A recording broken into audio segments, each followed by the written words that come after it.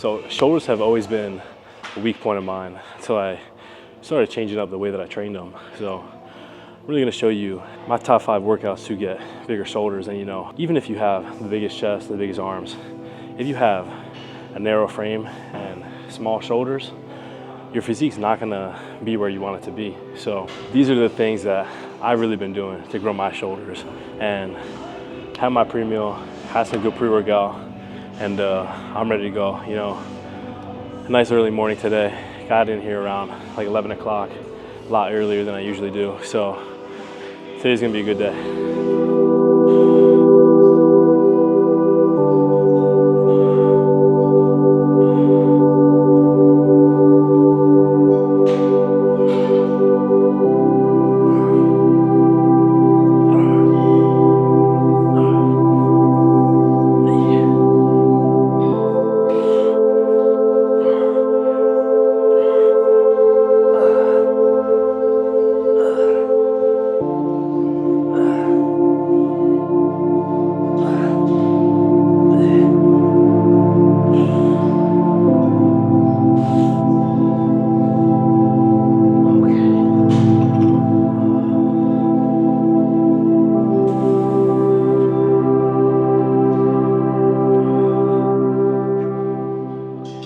So one of my favorite things to start off with is lateral raises. Just super easy to get some blood into your shoulders, get the feeling, the connection, and you just get a pump like really quick. You can even use 10-pound weight, 5-pound weight, and if you're doing enough reps, the 5-pound weight can get really heavy.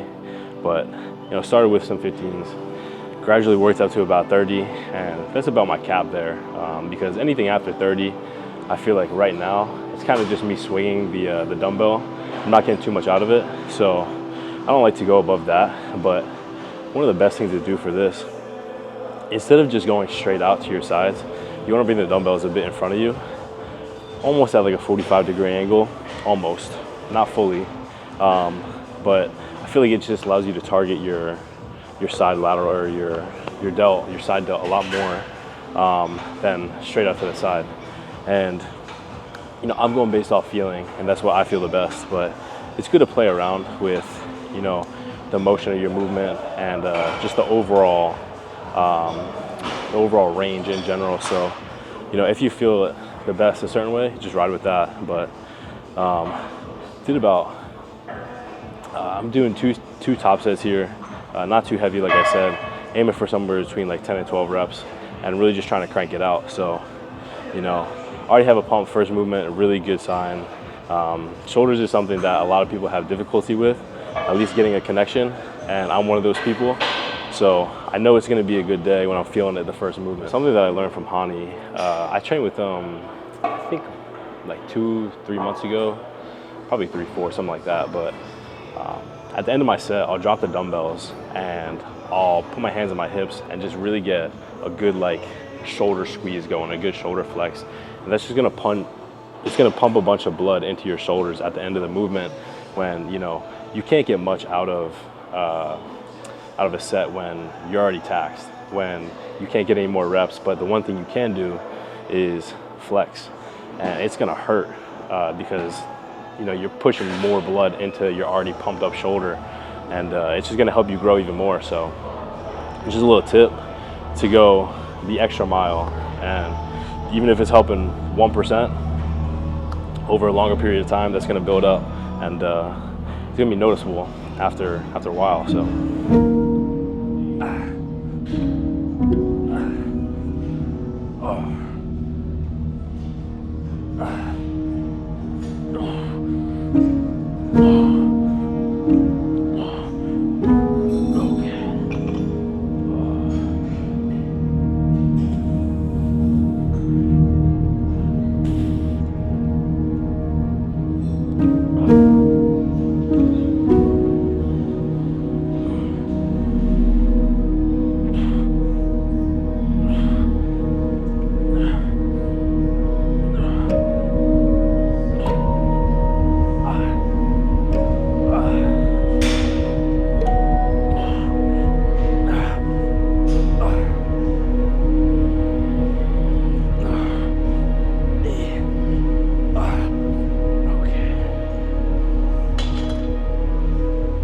So what makes this a shoulder movement is that you're using your shoulders when you're doing the movement. And it does look like a pull movement where you could mistakenly see it as a back workout, just because when you think of pull, you tend to think of back. But with this, you're pulling using your shoulders, so therefore the target muscle group is your shoulders. And the best way to do this, you don't want to pull straight up close to your body. You want to leave the weight just probably a good like 6 inches from your chest when you're up to the top. So you want to keep it in front of you. And if you bring it too close, you could risk some sort of injury, shoulder impingement, whatever. You could mess yourself up a little bit. But take your time going into this. Start with a lightweight, work your way up to, moderately heavy, getting to heavy. And if you're starting to do this, like if this is the first time you're ever trying this, just keep it light the whole time. No need to push it. Just go higher reps, more sets, and just get that good contraction, because you can easily get injured with this. And it's not like a staple movement, but it's something that I do really like.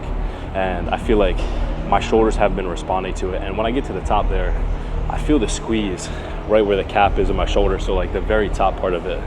And that's something I need to build, that big like side delt, where it's just like, that's what gives you that boulder look, that boulder shoulder look. So this is it's definitely a staple for me.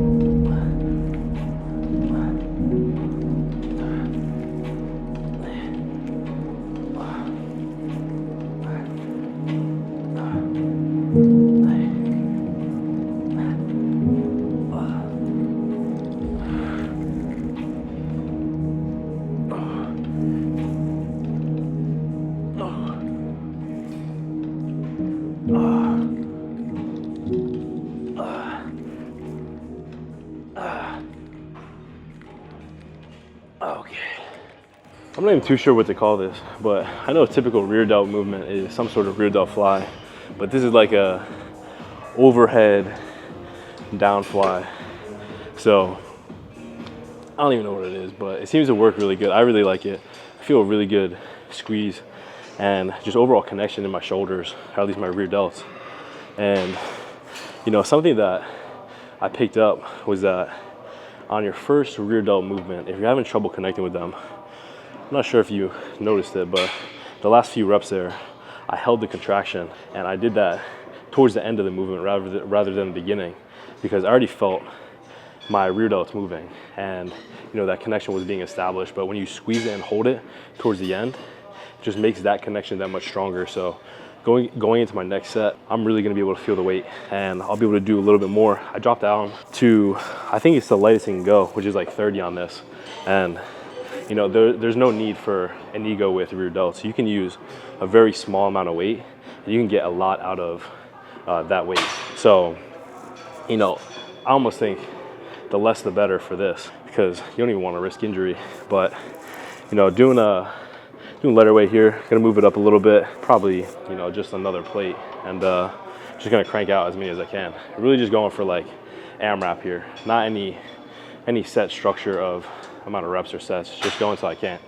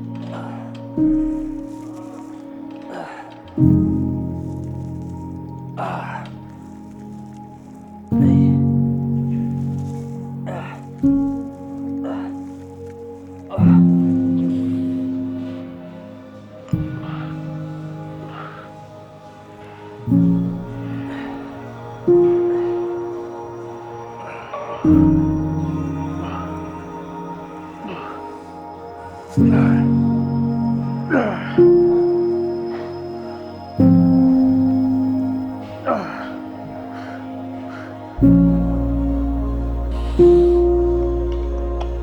I used to hate dumbbell shoulder press until I actually learned how to do it. So it didn't hurt when I was doing the movement. And the biggest thing that I was messed up on was I always thought, you know, sit in a 90-degree seat, just like straight up and down, and just press the weight from your sides up to the ceiling. But I think this bench that I'm at now, it's at a 60-degree incline, not a full 90, so it's not like vertical like this, it's more like this.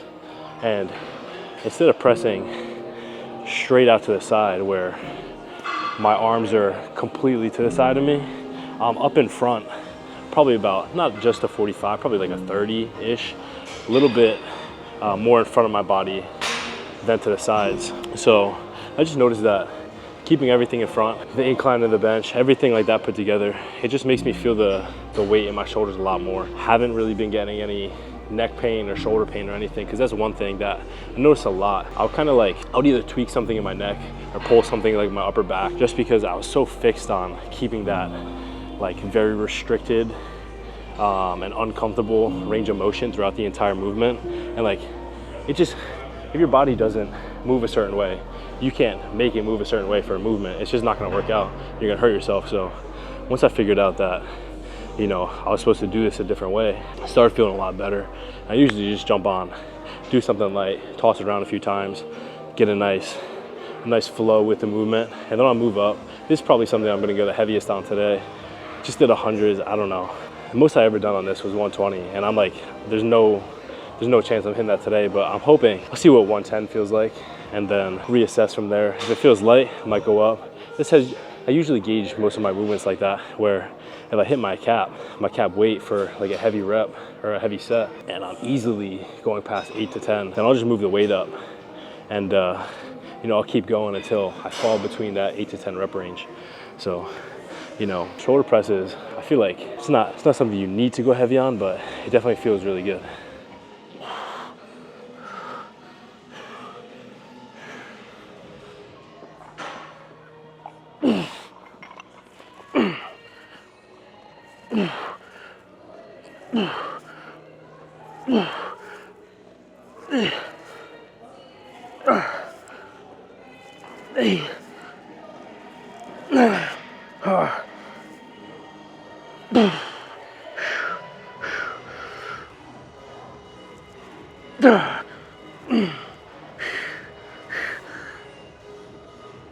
Okay. Alrighty.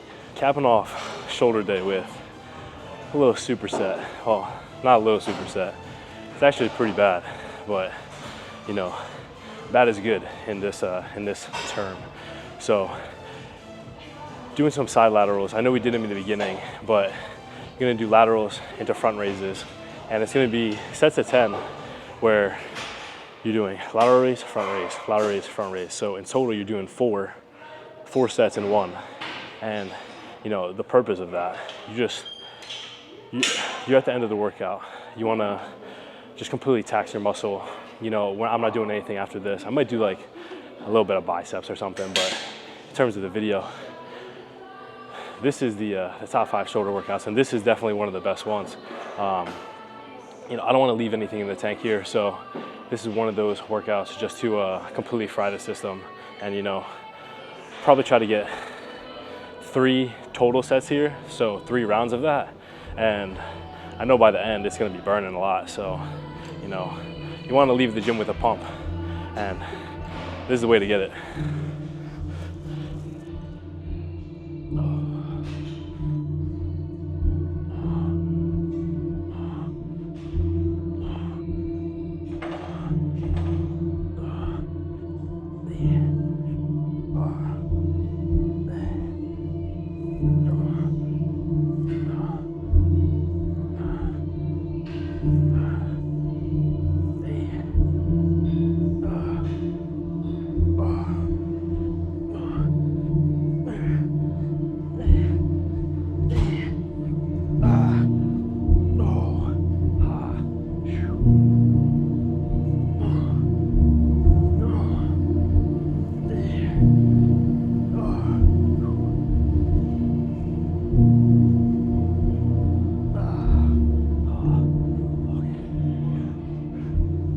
so probably the biggest thing with shoulders is that if you don't feel the muscle working, it's probably not working, and most likely you're just tossing the weight around. And you know, to grow, you have to have a good connection. You have to be able to focus on the muscle, and just overall, you gotta feel it. So, you know, those are the top 5 things that I'm doing to grow my shoulders. I know I still have tiny shoulders, but they're a lot better than what they were. And we're still working at it, still coming in here, grinding every week, trying to get bigger shoulders. And you know, bro, biggest thing is just time. You know, you can go into the gym and you cannot see progress for like 6 months, but after a year, when you look at comparison photos from the day you started to a year later, I'm sure there's gonna be a huge difference. So if you're ever discouraged with that, not seeing immediate progress, that's what the gym is. You know, it's a commitment. You're not gonna see anything overnight, but you gotta stick with it. But thank you guys for watching. Thank you for tuning in. Thank you for liking and commenting on the videos. If you haven't already, I really appreciate it. But let me know any feedback on this video. If you like it, let me know you like it. If you don't like it, let me know too. But thank you guys, and I'll see you in the next one.